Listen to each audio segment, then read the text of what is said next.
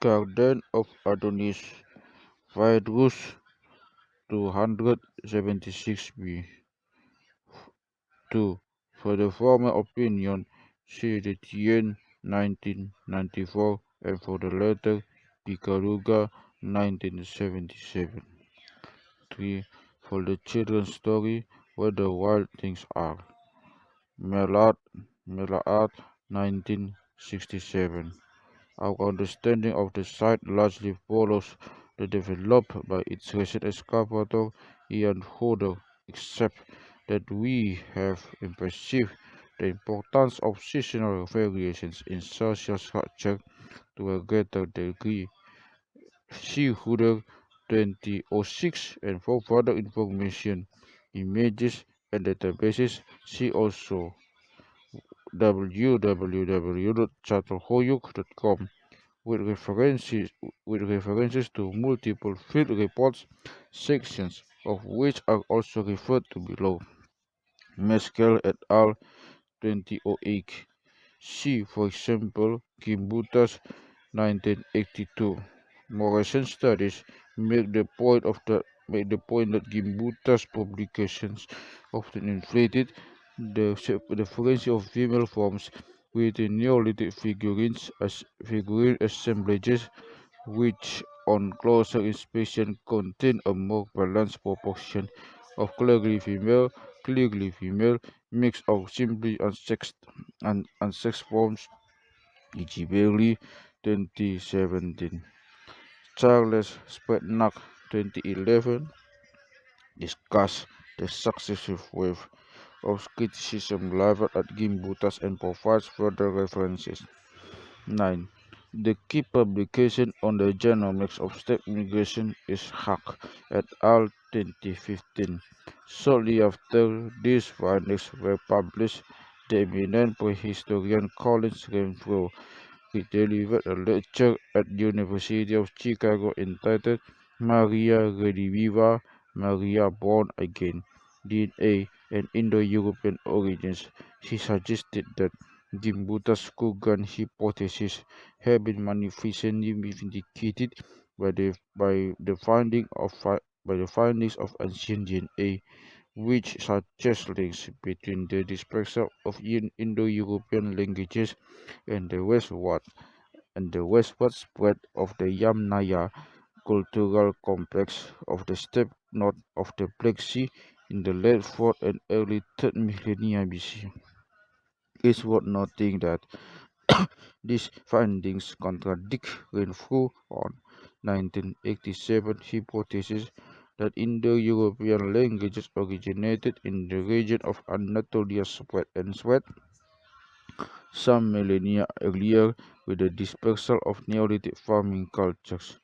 Other archaeologists, however, feel that the genomic data is still too coarse to permit of large-scale migrations, let alone establish links between biological inheritance, material culture, and the spread of languages. For the third critic, Simple Hart 2018. 10. See Sunday's Woman at the Center 2002. Sunday's notes that Gimbutas rejects the term matriarchy because she sees it as a mirror image of patriarchy and therefore that it would imply autocratic rule or political dominance of women that there prefers matric. Sunday notes that Minangkabau themselves use the English term matriarchat, employing it in a different sense. EBIT 23 to 2030 37. 11. Seaholder 2003, 2004, 2006, plate 2002, plate 22. For the most recently discovered statute on an of an elderly female in limestone she also short, short but informative in item in Stanford News. Archaeologists from Stanford finding an 8,000 years old goddess figurine in central Turkey 2016, including comments from key researchers. Further occurrence in these regions of likely marks figurines and the connections between figurines and other Neolithic depictions of marked human forms. C.E.G. Belcher, 2014, Pasim Banfi, 2017. Hodder, 2006, with further references. 14. Hodder and Chessboard, 2004. 15. Shuttle Huyuk actually comprises two main archaeological mounds. Everything we've been talking about so far applies to the earliest mound, with the West Mound relates mainly to later periods of prehistory beyond the scope of our discussion here. Matthew 20, Matthew, Matthews 2005. See Verben et al. 2006, of the kind we discussed in chapter 3. Bogart et al. 2014, with further references. Arbuckle 2013, Arbuckle and Margarewick 2009. See Silver 2003. In terms of environmental history, the upland regions of the Fertile Crescent fall within the Irano-Turanian bioclimatic zone.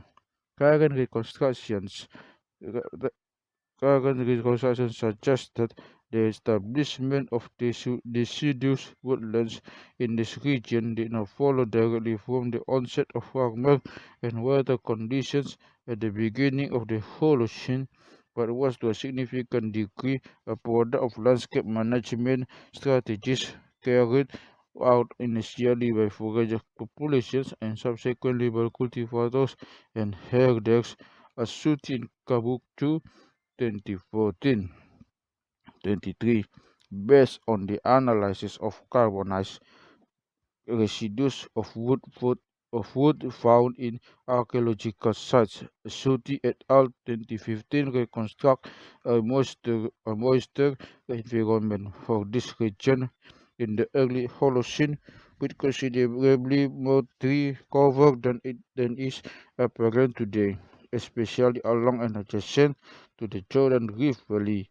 Towards the Mediterranean coast, these lowland regions acted as a refugia for wood and grassland species which survived continuously through the last glacial maximum and to the early Holocene. 24. 24. Prehistorians have experimented with all kinds of different ways of classifying the Fertile Crescent into cultural areas of interaction spheres corresponding to the main distinctions of the late and epi-Paleolithic era and the early of and the early or pre-Pottery Neolithic. The, the history of these various classifications is reviewed and re-evaluated by Asuti 2006.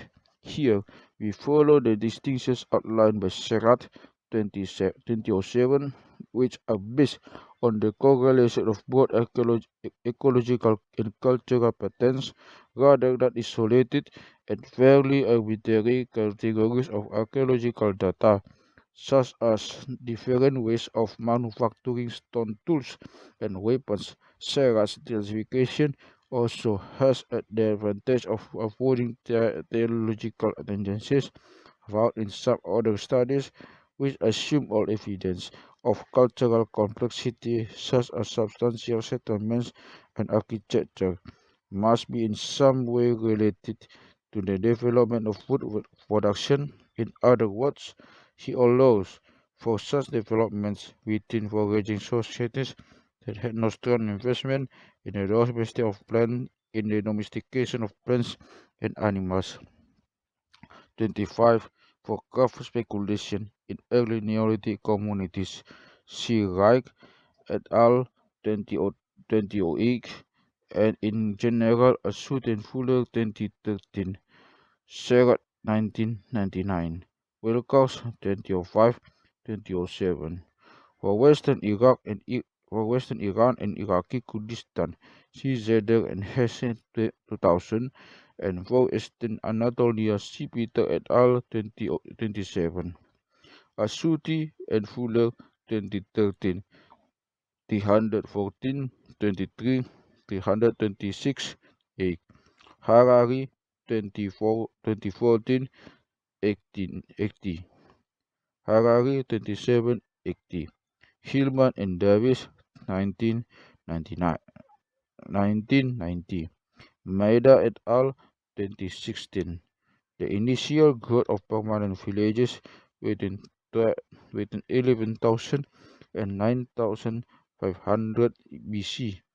Many, many have much to do with a temporary return of glacial weather conditions, now known as the Young Dryas episode, after the end of the last ice age, obliging for regions in the lowland parts of the Fertile Crescent to commit to well water allocations. Moore and Hillman, 1992. This conclusion is based on a combination of genetic and botanical data for samples and recovered in archaeological excavations, as explained further below. And for a summary, see Fuller 2010, Fuller and Alabai 2010. See Wilcox et al. 2008, Wilcox 2012. Fuller 27, 2010. Asuti and Fuller 2013 with further references. C.F. Scott 2017, 72. In fact, they did not even wish it on their own slave. As proposed by Fuller 2010, see also Fuller et al. 2010. The significance of flourishing cultivation for the origins of farming was first pointed out in a seminal 1980 article by Andrew Serrat, republished and updated in Serrat 1997. Cultivation systems of this kind have been pushed up with until recent times in rural India and Pakistan, and also in the American Southwest, as one geographer observed of Pueblo cultivation in New Mexico. The kind of places suitable for farming under the system have existed for the time of prehistoric settlement, but its disturbance of the surface leads to washing and channeling with temporarily or permanently green a field. Thus, at the same site, the best places to plant are limited in area and changeable in position. The Indians of the present day, like their prehistoric ancestors, hardly disturb the ground as they do not plough it, but merely instead they sit in a hole made with planting stick. Even with this, even with the use of their methods, fields must be periodically abandoned for later recuperation.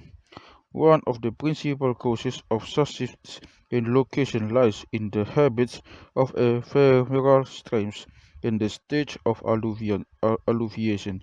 Brian 1929 452, for which see Sunday 1981, especially her chapter 2, Scripts for Male Dominance.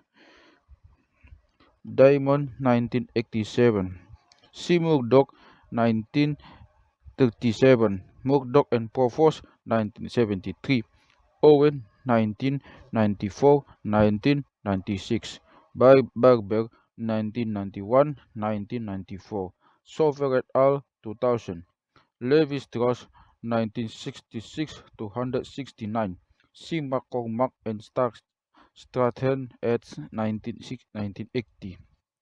We find ourselves reminded of a Sylvia Federici's Caliban and the Witch 1998, where she saw how in Europe such magical approaches to production came to be associated not just with women but with witchcraft. Federici argues that the elimination of such attitudes was essential for the establishment of modern male-dominated science and also for the growth of capitalist wage labor. This is how we must read the attack against witchcraft and against the magical view of the world which, despite the best efforts of the church, had continued to prevail on a popular level through the Middle Ages. In this perspective, even elements, herbs, plants, metals, and most of all the human body hid virtues and powers peculiar to it, from palmistry to divination, from the use of charms to sympathetic healing. Magic opened a vast number of possibilities. Eradicating these practices was a necessary condition for the capital's rationalization of work, since magic appeared as an illicit form of power and an instrument to obtain what one wanted without work.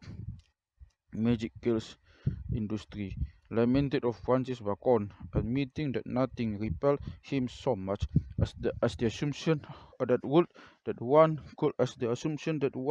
could obtain results with a few idle experiments rather than with the sweat of one's brow. Federici, 1998, 142. Levi Strauss, 1966, 15. Wengrow, 1998 to 2003, and for the evolution of Neolithic counting devices and its relationship to invention of scripts. See also Sman Basserat, 1992, Vidal, 2013, Smith, 2006, Coxall Smith and Smith, 2010, Nordhoff et al., 2016. A stone figure, known to archaeologists as the Reef Bearer, also carries a human head to some unknown destination. Image of many of these sculptures and other finds from Göbekli Tepe can be found at Smith, 1998, Stoddard, 2000, Fix 6.12, or Dietrich et al., 2019, which is not to say that such evidence for violent conflict is entirely lacking either, for the largest preserved sample of human remains for any early Holocene site in the Middle East comes from the site of Kortik Tepe, which lies northeast of Göbekli Tepe on the bank of the Upper Tigris, 12 miles from the modern town of Batman, firmly within the upland sector of the Fertile Crescent. Remains of more than 800 individuals have been recovered from the site, of which the 446 individuals so far analyzed reveal high rates of skeletal trauma of 269 skulls. Some 34.2% show signs of cranial injury, including two female skulls of penetrative debris of fractures. Postcranial injuries were found on over 20% of the individuals studied, including three cases of heel fractures to the forearm. Given the absence of other signs of warfare, this evidence has been explained, perhaps not altogether persuasively, in terms of interpersonal violence within a community of settled hunter-fisher-gatherers living in a region of abundant wild resources. A significant number of the human remains recovered from Coptic Tepe were subject to post-mortem modification, including the presence of cut marks of human crania, although none of these can be definitively linked to scalping or the or taking or the taking of trophy heads, as reported by Erdal 2015. Faunal and botanical remains from Sayonu Tepesi reveal a flexible economy which underwent numerous changes over a period of some 3,000 years. In the earlier phases of the site, which concern us here, its inhabitants made extensive use of wild pulses and nuts, as well as peas, lentil, and bitter wheat, with smaller amounts of wild cereals. Cultivation of at least some of these crops is likely, but there is no clear evidence of plant domestication until the later phases of the site. Animal remains suggest its inhabitants pursued mixed herding and hunting strategies which, which varied over many centuries, including at times a strong reliance on pigs and wild boar, as well as sheep, cattle, gazelle, and red deer, and also smaller game such as hares, Sheepperson et al. 2013, with further references. For the House of Skulls, and the analysis of associated human remains at Sayonutepesi, C. Osberg, 18, 1988, 1992, Schirmer, 1990, Wood, 1992, also Chronicles 2015, broader view of evidence for ritual violence in the northern parts of the affected crescent. Isotopic analysis of human remains indicates that the individuals whose remains came to be spotted in the skull building has significantly different diets to those buried elsewhere on the site, which might indicate local differences of status. Person et al. 2013, or conceivably the incorporation of outsiders into local mortuary rituals. Alson 2016 provides a sweeping account of the practical and symbolic relationships between hunting and monarchy in Eurasian history, which are remarkably consistent for the Middle East to India, Central Asia and China, and from antiquity down to the time of the British Raj. Grace et al. 2017 62. Note that this contrast could be also found within the societies themselves, and the key difference lies in how these various styles of technical activity were valued and which were selected as the basis of artistic and ritual systems. For the overall absence of gender hierarchy in early Neolithic societies of the southern Levant, and evidence for women's participation in equal terms in ritual and economic activities. See also Peterson 2016. Quit 1996. Culture 2012. 2012. Sloan et al. 2014. 64. Santana 2012. 65. Confronted with objects they can't explain, archaeologists often turn to ethnography analogies. Among the among the cases of among the cases considered here is that of the Yatmul of the Sepik River in Papua New Guinea, a people who practice skull decoration until quite recent times. For the Yatmul, the making of the making of skull portraits was intimately linked to head hunting. Generally, it began by taking enemy heads in warfare and was exclusively performed by men. The head of a defeated enemy was honored by decorating it with clay, pigments, hair, and shell. Once transformed, it was then carved for an fed alongside other skulls in a special men's house, Silverman 2001 100 to 17 FF. This case is important because it shows how ancestor veneration and the violent taking the heads of in conflict may, in some cases, form part of the same ritual system. In 2008, the social anthropologist Alain Testard published an article in the journal Paleorient arguing that similar things must have been must have been going on among Neolithic societies in the Middle East, and archaeologists had missed the obvious connection between skull portraits and head hunting that prompted an outpouring of responses of an archaeologist in the same journal. May it deny pointing out the lack of evidence for warfare among those same communities and even proposing that skull modeling was a ritual strategy for promoting peaceful and egalitarian relations among Neolithic villagers, as first argued by Quid 1996. What we are suggesting here is that both parties to the debate were, in a sense, correct, but that they were really talking at cross purposes on rather about different sides of the same coin. On the one hand, we saw acknowledge mounting evidence that predatory violence, including the display of trophy skulls, was at least ritually and symbolically important among foragers in the northern upland part of the Celtic Crescent. Equally, we might consider if skull portraits of plated skulls represent an inflection of such values in the more southerly lowland parts of region.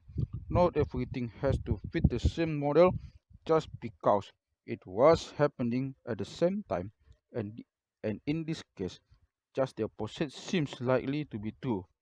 66 Clark 1920 1973 11.